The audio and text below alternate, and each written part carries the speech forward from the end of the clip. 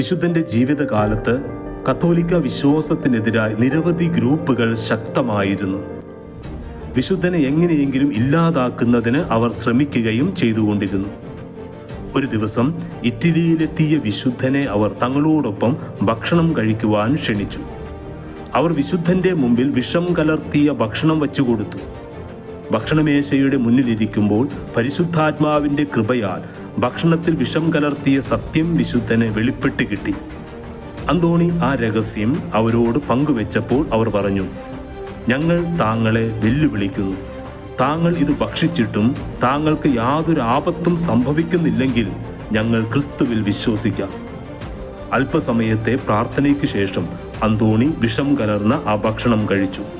അത് കഴിച്ചിട്ടും വിശുദ്ധന് യാതൊരു അപകടവും വരുന്നില്ല എന്ന് കണ്ട സഭാവിരോധികൾ മാനസാന്തരപ്പെട്ട് ക്രിസ്തുവിൽ വിശ്വസിച്ചു.